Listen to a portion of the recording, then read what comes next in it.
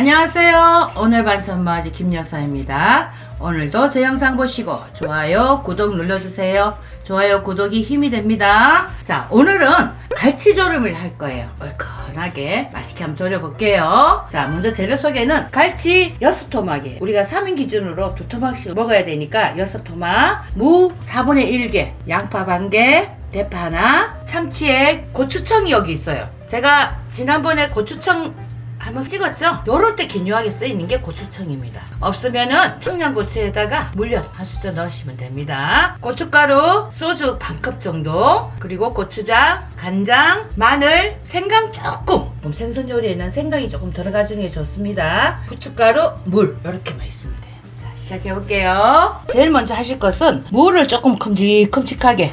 생선조림 하면 또 무가 맛있는데 요즘 무가 너무 비싸서 저 오늘 깜짝 놀랐어요. 4분의 1개만 제가 넣을게요. 무가 물에 잠길 정도로 부으시고 불을 켤게요. 불 켜는 상태에서 제가 제일 먼저 할 일은 고추장을 여기다 풀 거예요.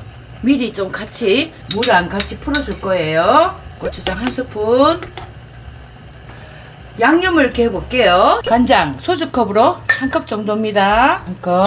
마늘 크게 한 스푼, 생강은 조금. 고추청 좀 맵게 드실 분은 한 2스푼 정도 넣고, 보통으로 드실 분은 한 스푼만 넣으면 돼요. 저는 오늘 좀 2스푼 넣을게요. 그러면은 고추청만 있으면 단맛은 이제 더 이상 필요가 없어요. 근데 없으신 분들은 청양고추 썰어 넣고 물엿을 한 스푼 정도 넣어주세요. 참치에 한 스푼 정도, 소주 2분의 1컵 정도 넣어주시면, 저는 매실보다는 생선 요리에는 소주가 낫더라고요. 고춧가루 2스푼 좀 크게 넣어주세요. 양념을 이렇게 개놓고, 생선 조림에는 양파가 많이 들어가면 맛있어요. 그래서 제가 좀 양파 큰 걸로 반을 좀 했습니다. 양파는 큼직큼직하게 좀 썰어 주셔도 돼요. 대파도 좀 큼직큼직하게.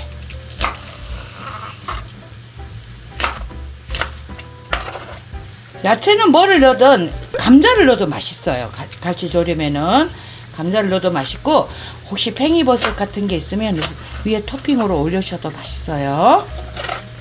지금 무 넣고 고추장을 한 스푼 풀었더니 벌써 빨갛게 이렇게 잘 보글보글 끓는 상태죠. 갈치는 제가 오늘 중짜입니다.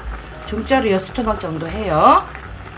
갈치를 넣었으면 아까 양념 갠 거 있죠? 물에 이렇게 좀 뿌려주시면, 제가 오늘 국물을 조금 넉넉하게 했거든요.